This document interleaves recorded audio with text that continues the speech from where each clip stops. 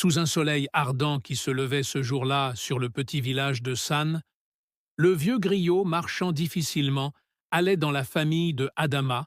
Le cultivateur annonçait une nouvelle. Adama, brave père de famille, ne réussissait pas à trouver le sommeil depuis une dizaine de jours, depuis que sa plantation a brûlé entièrement.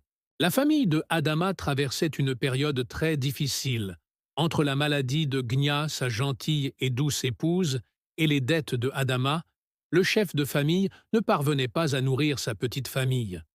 Les villageois les plus compatissants leur apportaient certains jours quelques friandises.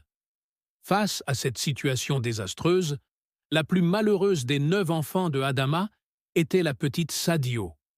Sadio, la cinquième née de cette fratrie, était belle comme l'aurore et douce comme l'eau de pluie. Elle aidait sa mère malade aux tâches quotidiennes, puis allait à la rivière chercher de l'eau plusieurs fois quand elle n'allait pas à l'école dans le village voisin. Sadio était différente des autres enfants de Adama. Elle seule avait accepté de faire des études et changé un jour la situation de ses parents.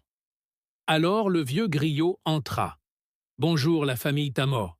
Je viens en paix ce matin m'enquérir de vos nouvelles et vous annoncer une très bonne nouvelle. Sois le bienvenu dans mon humble demeure Makan. Prends place. » Sadio apporte une bole d'eau et quelques colas. Sans tarder, Makan vient aux nouvelles. « Adama, tout le village sait ce que tu traverses et nous compatissons. C'est d'ailleurs pour cela que je suis là. Boro, le riche paysan du village, où ta petite Sadio se rend à l'école tous les matins, souhaiterait te venir en aide. Il souhaite prendre Sadio en mariage avant l'arrivée des premières pluies. » Sadio, au chevet de sa mère à l'autre bout de la pièce, laissa échapper un petit cri comme si elle venait d'être piquée par une aiguille.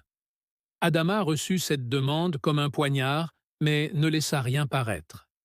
Il dit le regard vide. « Je te donnerai ma réponse dans 2 jours, grand griot. » Après le départ de Makan le griot, Sadio vint en courant s'agenouiller aux pieds de son père. « Je te supplie, père, laisse-moi poursuivre mes études, je t'en supplie. » Elle pleurait à chaudes larmes.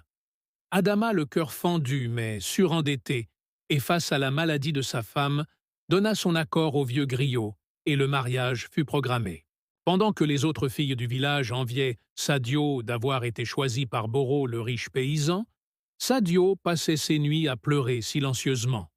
Quelques semaines plus tard, le village de Boro était en effervescence.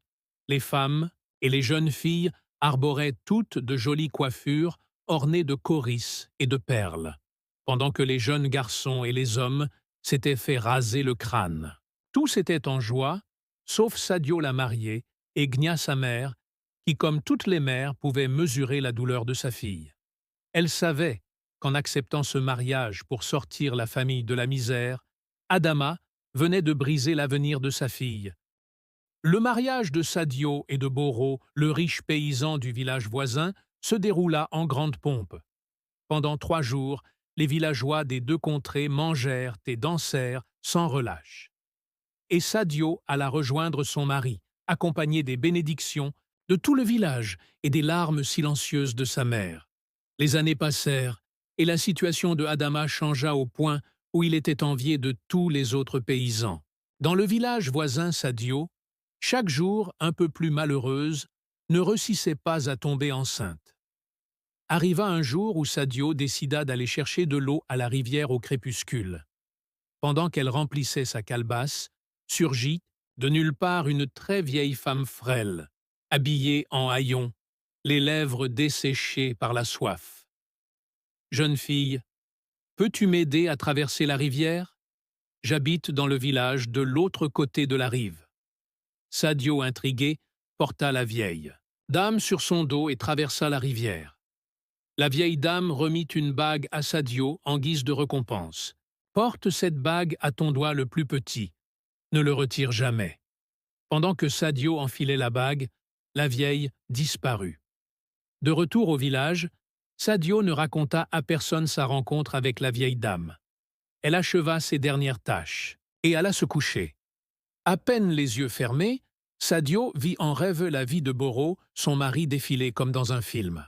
À son réveil, Sadio comprit pourquoi elle ne réussissait pas à tomber enceinte, et aussi la provenance de l'énorme richesse de Boro, son mari. Boro avait donc obtenu toute cette richesse grâce à des pratiques mystiques. Elle trouva sous leur lit une petite calebasse qu'elle fracassa contre le mur comme il lui a été demandé de faire dans ce rêve étrange. Sadio sortit de la case et vit que le ciel s'était subitement assombri. Boro arriva en courant. Il dit avec fureur: « Qu'est-ce que tu as fait? Pourquoi as-tu touché à cette calebasse, Sadio? Je vais te tuer. » Au même moment, les milliers d'hectares de plantations de Boro s'embrasèrent, et tous les villageois étaient consternés par ce feu surgi de nulle part. Boro, en colère, répudia Sadio. « Tu es maudite, tu es une mauvaise épouse, je ne veux plus de toi, retourne chez tes parents. » Ce que Sadio fit sans attendre.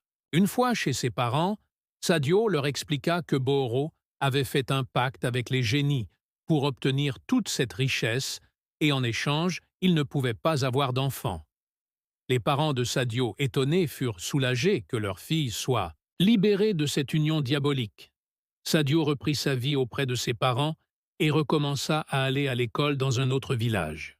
Adama dit au vieux griot en visite chez lui un soir: « Je préfère mourir dans la pauvreté que de sacrifier le bonheur d'un de mes enfants pour vivre dans l'opulence.